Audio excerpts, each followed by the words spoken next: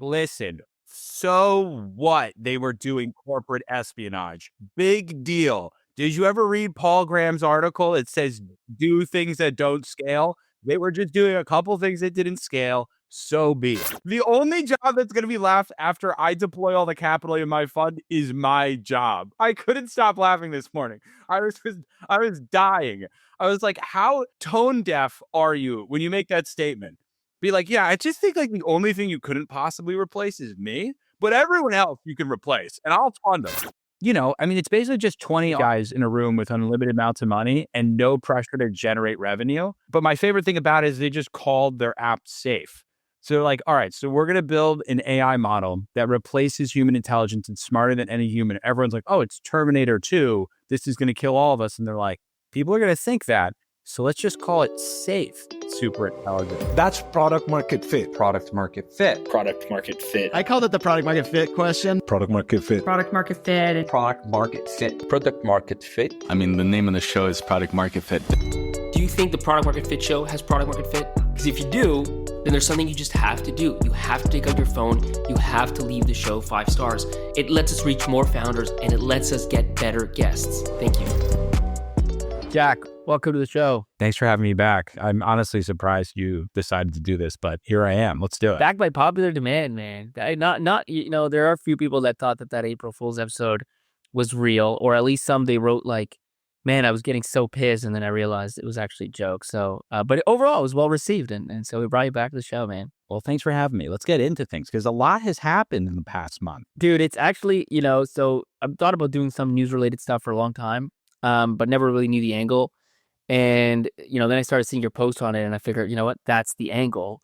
But I also never realized just how much crazy shit happens in 1 month in startup land. So yeah, let's get into it. I mean, the first one is your twin brother, Adam Neumann, who raised a bunch more money, $100 million at a $2.5 billion valuation to do like the same thing, basically, that WeWork already tried to do, that, failed in a spectacular way. So, I mean, maybe we start there. You tell us, like, I mean, maybe, you twins they say are like connected in special ways. So maybe you have some insight into what the hell's going on there.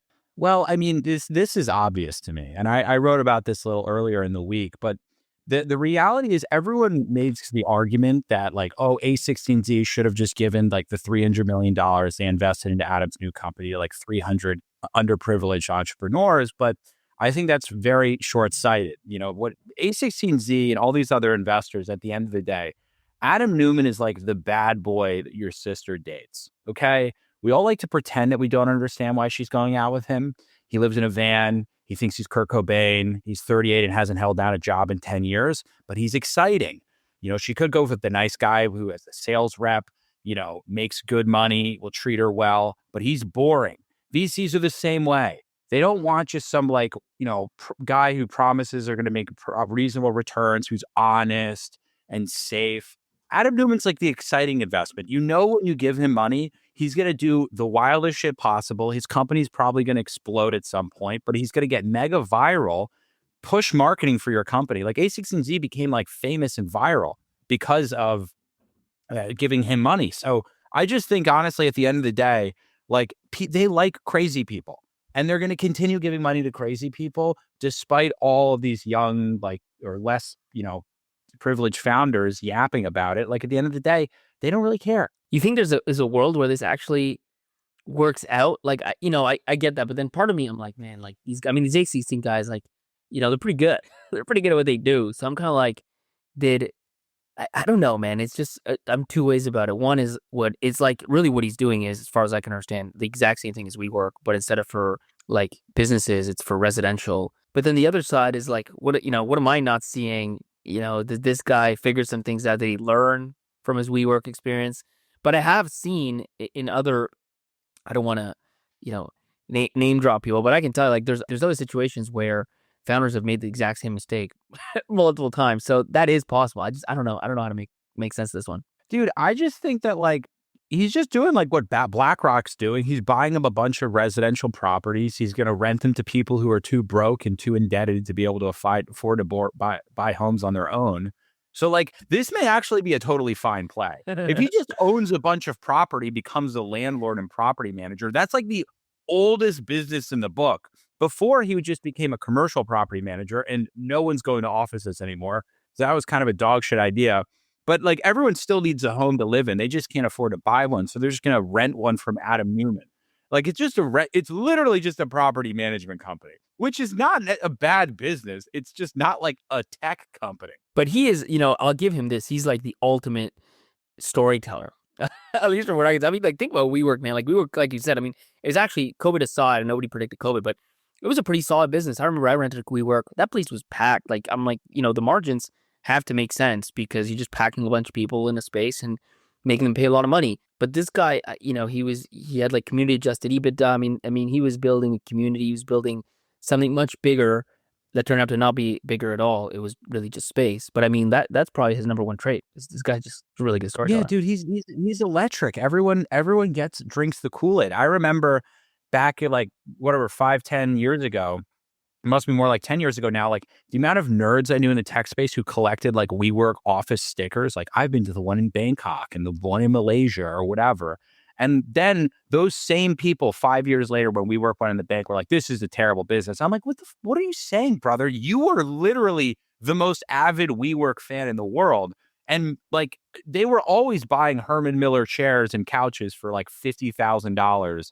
And just cutting into the margins of their business. If they really wanted to make a good co-working business, they should have just bought like homeless people's furniture, just thrown it in an office and done all the same sort of community building dynamics that they did. But, either way, I'm pro Adam Neumann. I think this residential property move is great. It'll be BlackRock and Adam Neumann that are going to be owning all of the homes in America. And who better to be alongside the biggest financial demon organization of all time than Adam? So let's turn to the next one, man. This is a great month to start because there's literally Spies in Silicon Valley at Deel or whatever, rippling. Dude, tell me, what, the story there. What's going on? Like what happened? Maybe a little summary to start.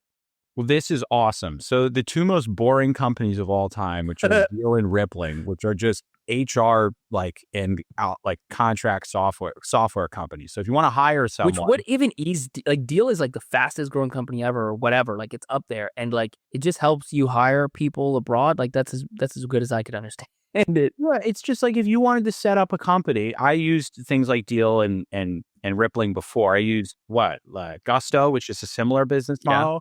They give you HR and benefits if you're a small company. You pay them a subscription every month and they give you access to like healthcare and payroll. Fine business. I get it. Cool. Whatever. A lot of small businesses out there. But apparently what went on is Deel found a Rippling employee and basically planted them in the company. And then this guy just went into Slack channels and stole all of their like Rippling sales and marketing information and pawned it off to Deel. And then it turned out that the CEO of Deel was involved with this guy who was making like $62,000 a year out of the Ireland office in Rippling. And the Deel CEO, like, was he getting paid or was he doing it just so that he could be friends with a billionaire CEO, which by the way is a legendary grift? If this guy managed to not pay him and would just be like, yo, dude, I'll totally be your boy if you just send me trade secrets for my top competitor. I'll invite you to a couple parties. Yeah, that's the greatest trade of all time. And it just goes to show you like how many losers work in tech to like where someone comes up to you and is like, listen, man, here's what I want you to do. This is totally, you're going to be basically like James Bond. You're going to go into a Slack channel, okay? And you're going to be wearing a collared shirt and like $40 chinos every single day. You're going to log into Slack. You're going to find these documents. You're going to send them to me. And you're basically like the modern day of James Bond. You're fucking Jason Bourne. Send me all this shit. And this guy's like, you're totally right. I'm fucking cool now. The funny thing is if you think about like spies are intrinsically cool, but it also like they find out cool shit. Like real spies, you find out like somebody is, paying some guerrilla thing in some other place, or, they're gonna like, bomb this other place, whatever it is. Like it's big things. These guys are figuring out like, oh, Deel is gonna like change the color of the logo next week, or, like whatever product features happening at big companies. It's not very exciting stuff. No, it would be one thing if you were finding out that Johnson & Johnson was like funding, Ugandan warlords and child warfare. That would be one thing. That's pretty interesting. That's saucy shit. But to be like, yeah, so they have a 1% better conversion on hyper-targeted landing pages to B2B ads. Like, that is the lamest thing I could possibly ever. Most boring spy, dude. And also to tank your career over that too. Like, to become unhireable over just getting access to like sales memos from like an HR startup. I mean, I hats off to that guy. He's never going to be able to get a job in tech ever Except again. at Jabroni Capital. I'm sure you've already employed him. Oh yeah, no. What I will say, if he wants to like get a sex change or facial operation, and then I can start planting him at my competitors, I'm obviously down for that. I'm gonna get him planted at Mistral. I'm gonna just start planting him at all. Like, he's gonna get like 15 jobs. He's got a unique skill set, I'll tell you that. So, and then they get found out because the Rippling CEO put in some trap, like basically set something that would then get stolen, and then figured out which employee was stealing it by like the actions that followed, something like that. Yeah, that's the best part. He put like a document that says, if you read this, you'll make $1 billion, and into a Slack channel, and the guy's like, oh, this is definitely real or legit, and then open it like 480 times in the span of 24 hours. He's like, I just imagine him going in like screenshotting every line from the document and like shipping, like DMing the Deel CEO on Twitter. And the best part, my favorite thing in this story is the Deel CEO then just fled to Dubai. He did the ultimate move, which was like, now, did you not see this? Is No, my I didn't favorite see thing. that. His lawyer and him just went to Dubai. So they're in like a hot tub in a mega high rise in Dubai in 110 degree weather, just getting like messages from Rippling's legal team, like a federal judge is like hitting them up being like, hey, where are you? We're trying to depose you next Tuesday. And he's just listening to like dubstep on a rooftop, which is very funny. See, this stuff was supposed to be Wall Street stuff. You know, Bernie Madoff, like that's where these guys come from. But now we've got SBF. Now we got Spies. You know what I mean? Like Silicon Valley tech is getting. I mean, cool is the wrong word. I know it's the wrong word, but it's, you know, it's getting different levels of depth. Let's put it that way. That's the euphemism. Yeah, I mean, listen, dude, finance wasn't cool. Then finance became cool, and then people started scamming people in finance. Just finance, you don't make as much money in it now. There's like the companies themselves are making more money than ever, but the people on the ground floor, the employees and like the small shops are just not making nearly as much. All that money's flown into tech, so that's the space for the scam artists now. I mean, that's which makes our lives much more entertaining. I feel lucky. Well, there's a lot going on. I'll tell you that. And then A16 comes into this story somehow because now they're like, they have to back Deel because they're backers of Deel.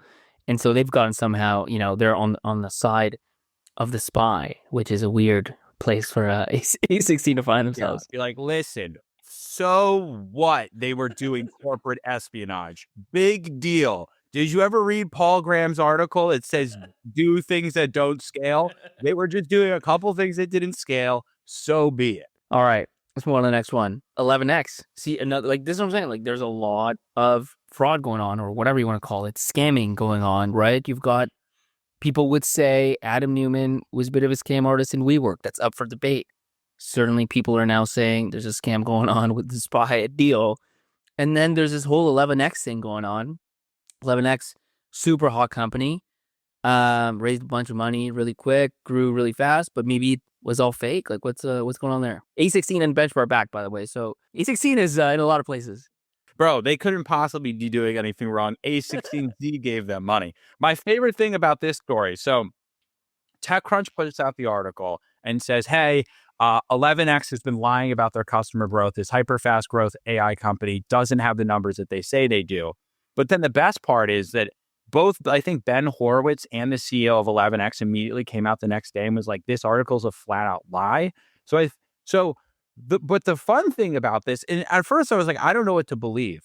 But then there's been a bunch of articles that have come out from TechCrunch recently, which is supposed to be like, you know, the New York Times of the tech industry. That was what like they were historically 10 years ago. But now it's become basically like the Daily Mail or like the New York Post, where they're just putting out like just hit pieces that are completely fabricated. I saw a tweet from the founder of TechCrunch literally tweeted, I'm deeply sorry for what TechCrunch has become, because I think TechCrunch is just hiring a bunch of like woke nerds who could never build their own companies. And these people are just writing articles that are just slam pieces with no research and due diligence done into them, and being like 11x is lying about customers. It looks like 11x is not even lying about customers, which is awesome because I immediately reported on it and said that they were, which I write, satire and I shitpost. So it turns out I was lying to everyone, which does actually kind of make me happy. But it wasn't intentional. It was that TechCrunch has just made it up. Like some fucking chick with blue hair is like, yeah, they're not growing fast. And then these guys come out and just like immediately post screenshots that are like, what are you talking about? You're lying. And I don't think TechCrunch has done anything about it, changed the story, Man, but there were specific claims. They're saying like, oh, there's logos on there. We reach out to the companies and they're like, no, they're not supposed to have my logo on there. Like they're making a lot of claims. Yeah, and I think like they came out and were like, yeah, some of the logos on there are from past clients that no longer renewed. Maybe we should have closed those, but look at the revenue we have. Yeah, there's a big difference between that and we lied about revenue. Yeah, sure. Yeah, exactly. It's like just because like people are that did use your product are no longer using it or on the website. Okay, maybe that's an oversight from your like 3 people on your web dev team that manage your website. But like to say that they're just full out lying about their customers without evidence that's what they're going off of. I mean, it's like it's the same thing that happened in regular media where they take like one nugget that's like not perfect and then they spin a whole story about how like someone's the devil or like, is a neo-Nazi or whatever. And then none of it turns out to be true. So as far as we know, 11x is a legitimate company with legitimately fast growing revenue. That's what we're saying. Well, I should say they sponsored 15 of my newsletters. So I actually don't know that. They're paying me. As long as we put that out there, then it's fine. Biases are fine as long as they're explicit. Yeah, I'm just trying to sell out. I mean, if any of these scam companies, if Adam Neumann wants to come and cut me a check, I will sell units for him in my newsletter tomorrow. I have no shame. Okay. How about this? This AI stuff's happening. There's a huge debate around, is it going to kill? Is it going to take all jobs? Is it not going to take all jobs? Is it scary? Is it not scary? And just about everybody that I know building an AI at least makes the claim, whether they believe it or not, that actually it's not scary. It's just going to augment every other technology has augmented humans long-term, etc. And then this comes out also on TechCrunch, obviously. Famed AI researcher launches controversial startup to replace all human workers everywhere. So and what's the name of this company? Mechanize. So he's basically just saying, no, I'm just doing it. Just going for it. I mean, you do have to admire somebody who's so forthright and just kind of says how it is. Yeah. He's basically just saying, it's like, none of you are that smart and good at your jobs anyway, so you shouldn't just even have them to begin with. And in fairness, there's a great like Daniel Tosh quote there where he was like, he was like, they're talking about how unemployment was 7%. And he was like, I can't believe 93% of you even have jobs. And that was like 15 years ago. So I'm kind of almost on this guy's side where like most of my friends are just getting like, I had this guy that I loved, good friend of mine, not the brightest bulb out of the shack of lights. And I remember talking to him one day and he's just like, yeah, I'm really trying to get my act together. I stopped smoking weed. And then I came over to a coworker in his apartment and he was hitting a bowl when I walked in. He's like, no, dude, I just do one bowl rip at the beginning of the day. That's not smoking. And by the way, he was like the director of revenue at like a fast growing tech startup. Like that's who's working at these jobs. That's your competition. It's not that high, man. Yeah. But did you see maybe my favorite in line with this article? I don't know if you saw this. This came out yesterday that Marc Andreessen was on a podcast saying that the last job that's going to be left after AI automation is venture capital, which is the greatest quote of all time to basically go on and be like, all right, so we're giving $40 billion to AI companies to replace everyone's jobs. And the only job that's going to be left is mine. That's very funny. Because I'm not funding anybody that's trying to take that one. Yeah. The only job that's going to be left after I deploy all the capital in my fund is my job. That's the greatest thing anyone ever said. I couldn't stop laughing this morning. I was dying. I was like, how tone deaf are you when you make that statement? Be like, yeah, I just think like the only thing you couldn't possibly replace is me, but everyone else you can replace, and I'll fund them. Oh man, yeah, I don't even know how to. That's just, yeah, I'm speechless because from every angle. First of all, it's not, if you look at all like, I don't know. the hardest jobs. Like you would think it's some sort of hard job that's going to be the last one to get replaced. And I don't know who's putting VC as like, I mean, it's hard to be a great VC, but it's not really hard to just like be a VC. You know what I mean? Like relative to so many other things that are really hard. Also, like the tone deafness of it, like you said, I mean, he's the one actually he's choosing where the money goes, which then gives you this idea of him and anybody like him basically hearing pitches and somebody's like, oh yeah, I'm going to do AI for a VC. Like, well, you're not getting my money, man. Like, it's just not aligned. Yeah. He's just like, I know I just gave money to a factory AI company that's going to get rid of everyone that works in car factories in America. But the good news is my job is safe. Right. Nothing to worry about here. We're good. Nothing to worry about here. It's really awesome. The AI stuff is just, it's peak entertainment. Well, the other thing, so that comes out, AI. ChatGPT spends tens of millions of dollars on people saying please and thank you. But Sam Altman says it's worth it. Of which, you know what strikes me about all this stuff more than anything is sometimes I think about, like, I'm in the world, you're in this world. We see the stuff where, yeah, it makes sense. Like, probably a lot of people say please, a lot of people say thank you. I kind of think it's silly, but they do. And, GPUs cost a lot of money, so it makes sense. But then if you were from outside the industry, and you see this, it's so stupid.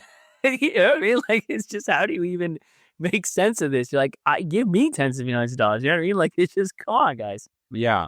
When I talk to ChatGPT or Grok or any of these AI chatbots, I say, you answer this and do this problem for me, or else I'll kill your family.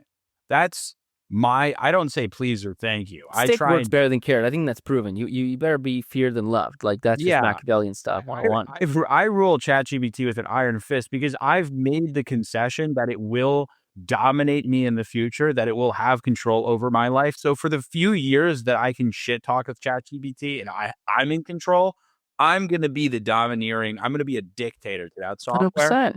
Plus, if it comes after people, it's not going to go after the nice ones last. You go after the nice ones first. And you're like, Jack is tough to deal with. Yeah. Let's wait it out. So I think that makes sense. I know it's coming for me, so I've got my eyes on head on a swivel right now. But all these people being nice are going to be the first people to be thrown into a meat grinder by OpenAI. I mean, are you kidding me? But I will admit, I get really upset with ChatGPT sometimes. I'm not. I would say I definitely never say please or thank you. But I'm not purposely, trying to rule with an iron fist. But I've actually caught myself sometimes, like, in cap lock, be like, do it this way. Like, you're not doing it. You know what I mean? I'm like, man, why are you getting so upset at this thing? It's just a thing. Like, you can't, yell your way to success. So I don't know, man. It is funny for Sam Altman to say that. This is also the guy who's like, yeah, I don't care about money, but he drives a $4 million Koenigsegg, which, by the way, is awesome. I fully support him having a dope ass car. I would too if I was worth $1 trillion. But it's very fun to be like, oh, I don't care about money. My app is spending millions of dollars every month on please and thank you, while everyone else is like, half of my friends can't get jobs in the tech industry. They got like fired in layoffs like 2 years ago. They're going to be unemployed forever. They're probably going to have to, join OnlyFans. And then meanwhile, Sam Altman is paying $10 million on please and thank you. It's awesome. But he will say to do it, Well, I was going to say, I mean, the guy raised $40 billion, which is the largest private tech deal like in recorded history. And it's, like on a maybe more serious note, I don't know if we should get serious in this podcast. I'm serious in all the other episodes I do. This is the one I just say stupid things. But, like, how can I say this? I mean, you look at the companies that are massive today, right? The $1 trillion companies of today. And then you go back in time to, like, when they went public or when they raised venture. I think, Microsoft's first round was like a 20 million, you know what I mean? Like, we're talking like 20 million valuations, like Amazon goes public, it's like $100 million company. These guys are raising $40 billion at like whatever value, I don't know what the value is, 300 billion or something like that. And I don't, like, on the one hand, I'm like, that's crazy because your best case is that this is what the next $1 trillion company, so it's like a 3x. Maybe it's like a $2 or $3 trillion company, it's a 10x. If everything goes perfect, minus dilution, it's still only like a 5x. But the flip side of it is the world has changed so much where we actually understand that there can be these kinds of outcomes that everybody kind of pays up to the max you should pay relative to that outcome. So I don't know who's right or wrong, but and by the way, like, that goes downstream all the way to like where we invest at seed.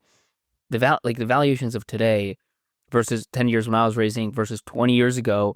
Like, Mike Maples like to talk about Lyft, multi-billion-dollar company. He did it 6 million posts. Like, dude, you can't, like, you come out of school today and you've done nothing in your life and you're a first-time founder with a terrible idea and you're raising it like, you're the median pre-seed is 10 million posts. That's 2x higher than an actual good idea that goes on. So anyways, that's a long-winded way of saying valuations are wild. But I don't know that they're so wild that they're wrong. It's just, they're wild. Well, like take a look at both of the OpenAI's former founders, like Ilya and Mira, right? So Safe Superintelligence with this Ilya, the old CTO of OpenAI's company, just raised at a $34 billion valuation. And how much money are they making? Zero. They have what they lack in revenue, product and business acumen. They make all up in just vision, which is to build an AI agent that passes super intelligence. But, it's basically just 20 guys in a room with unlimited amounts of money and no pressure to generate revenue. But my favorite thing about it is they just called their app Safe. So they're like, all right, so we're going to build an AI model that replaces human intelligence and smarter than any human. Everyone's like, oh, it's Terminator 2. This is going to kill all of us. And they're like, people are going to think that. So let's just call it Safe Super Intelligence. And that's literally, and now they're worth $34 billion, which, again, all right, if it becomes worth $1 trillion, I get it. All right, I guess $34 billion pre-revenue, maybe. But like so many people always, like my old business partner years ago, when Tesla first hit $1 trillion valuation, they were making less money than AirPods made, just AirPods in Apple. And I remember him being like, I'm buying more stock. And I'm like, can you run through this thought experiment with me right now? That is this company worth 100x revenue right now? It's already worth $1 trillion. Can it be worth 10 trillion? You do understand that that's like the entire GDP of all of Europe put together, basically half of America, of 50 to 40% of all of China for one company's market cap. I'm like, do you really think this is a 10x play? And he was like, yes.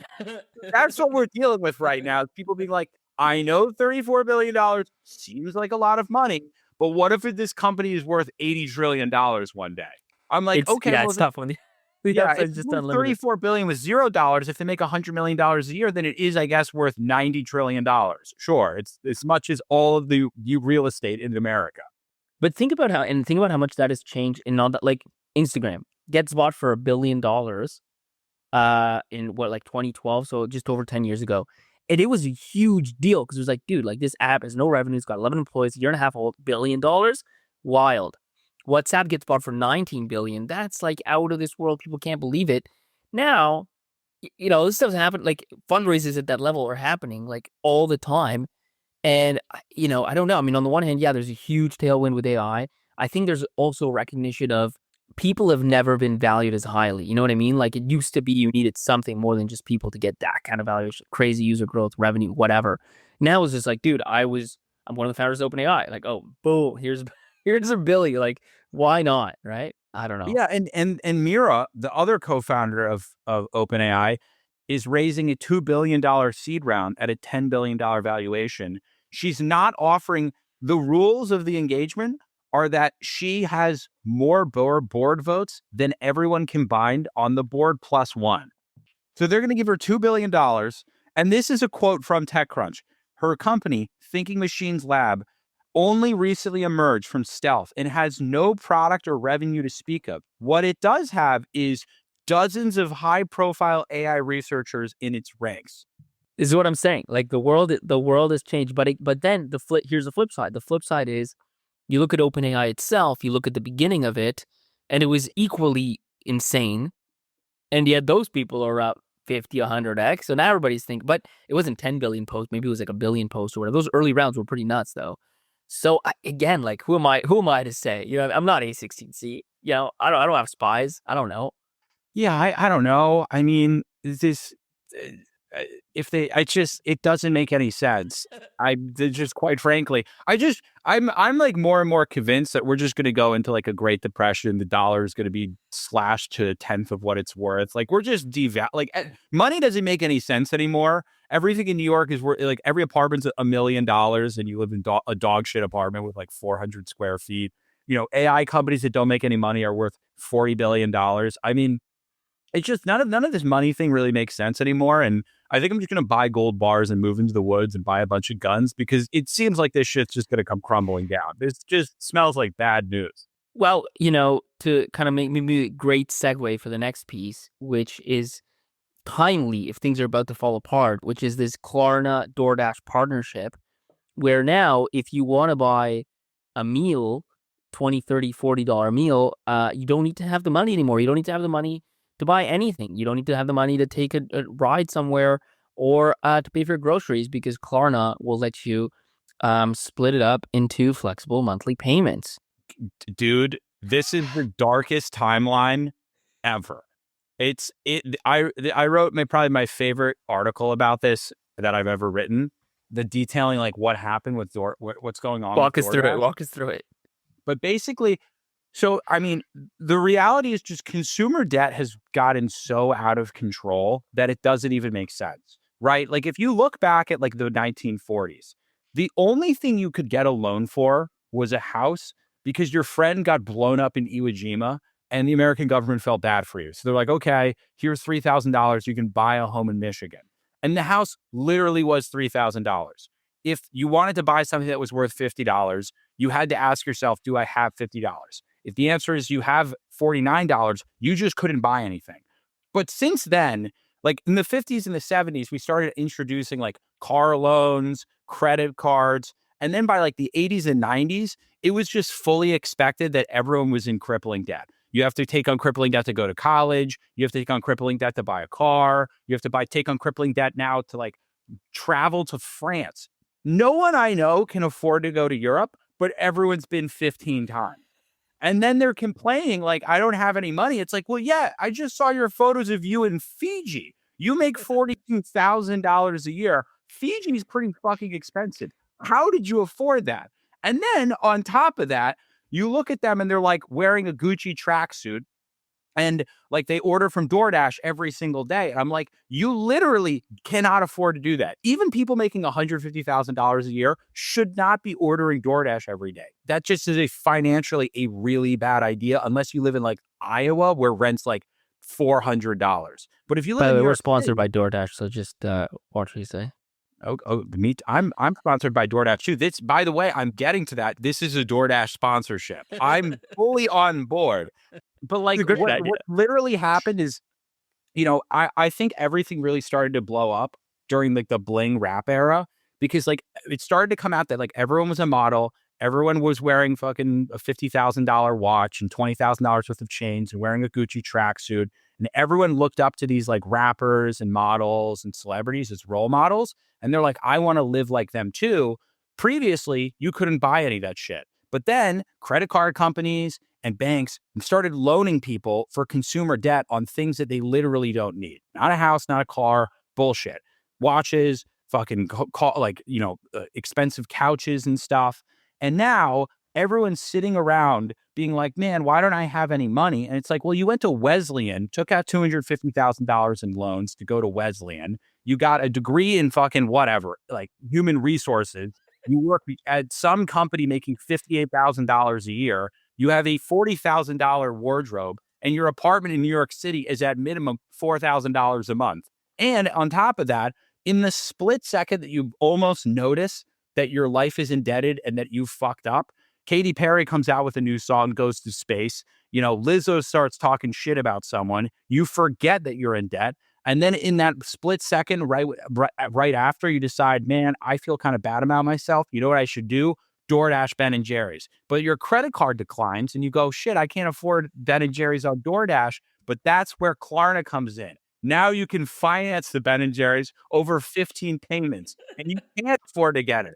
And your Xanax will also arrive tomorrow because you don't know why you're just depressed all the time. Maybe it's your debt, but like, that's where America is. We're just in consumer debt hell. It's everyone's fault. Everyone should take personal responsibility, but instead we're just going to blame the banks. The funny thing is about all that is like, I should note, I travel to like Latin America pretty often. It's actually common when you pay with credit card, they ask you how many installments. Like you pay with credit card, and at the POS, it's like how many installments you want to do this in. And, normally people are doing like 2, 10, 12, right? Like, you can do that with a movie. Like, you go to the movies, you buy a movie ticket today, and you're paying it. Here's the crazy part. Like, when you do it, you're like, oh, that's kind of nice. Like, I'm paying like $1 a month to go to the movies today. Like, in 12 months, you're paying for a movie you saw a year ago, plus the movie you saw the month after, the one after, the one after. You're paying for Ben & Jerry's that you got 15 months ago. You're still paying off ice cream. It's not a good place to be in. Do you know how old my grandfather was? He's 88. He's a gem. Or no, 89. He turns 90 in September. Do you know how old he was, Pablo, when he went to a restaurant for the first time? He ate out for the first time. No, how old? 23. And I asked him, I was like, Grandpa, that sounds fucking crazy. What are you talking about? He's like, well, I couldn't afford to go out to restaurants. I grew up in the Bronx, Jack. I ate at either my house, or if I was lucky, a friend would have me over to dinner. And these were not like, they were, lower middle class, but they weren't like poverty line poor. But he was like, yeah, what are you talking about? I didn't go out to eat. I couldn't do that. I literally could not afford to. So I just didn't. And he walked to college. He walked to college. Iona College. He was the first one in his family to go. He walked 9 miles to college every day, and then would just hitchhike if he was lucky, or walk 9 miles one way to get to college. I think these days, like, you're like, anything you want, you should have, and also it's so much in your face that what everybody else has, like you said, that you just like are constantly reinforced. Like, man, I should be, like, you see other people traveling, like, I should also be able to travel. Like, I deserve it. And then, Klarna comes in, lets you travel, so you do it. Meanwhile, I met the founder the other day, who's really, really smart dude, like engineer type, and first company didn't work out, starts a second company like 4 years ago, raises like $200K. And I was just like, and still like, it's a hardware startup, so it's a bunch of tech work, R&D, whatever, still not really generating revenue. I'm just like, dude, how are you like living? And he's like, man, it's not, he's in Toronto, like downtown Toronto, by the way. He's like, it's not that hard when you just make it a point to like live cheaply. So, I can't say that I'm doing that, but my point is, there's extremes out there of what's possible. I mean, he must be making like 40, 50K a year, you just do the math on it. So somehow he's making it happen. I have a couple friends that don't have jobs right now, and like, I have to scold them because they go out, they're still going out like 3 or 4 nights a week. I live in New York. It's a fun place to party. It's a fun place to go out to bars or whatever. And like, my advice to them is like, whenever I'm in a tough time, I try and make myself earn things.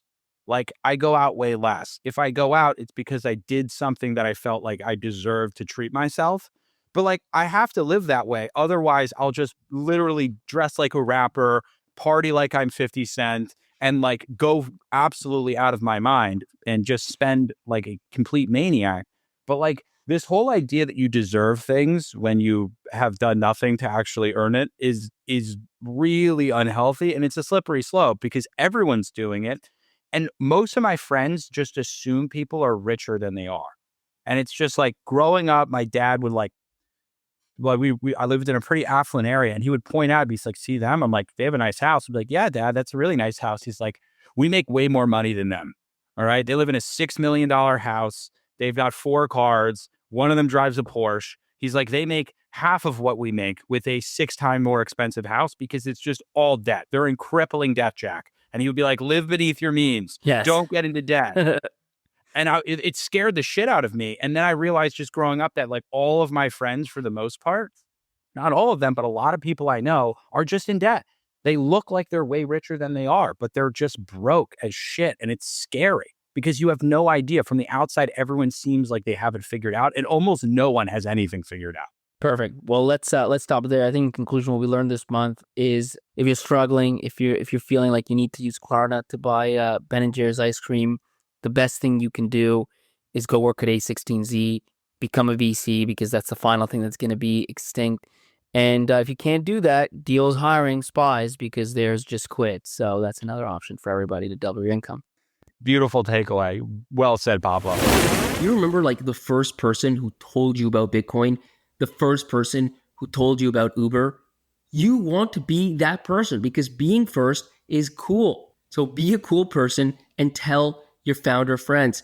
Send it to them on WhatsApp, put it in a WhatsApp group, put it on a Slack channel, let people know about the show, let people know about this episode. Don't let somebody else beat you to the punch and share it with your founder friends first. Remember what Ricky Bobby said. If you ain't first, you're last.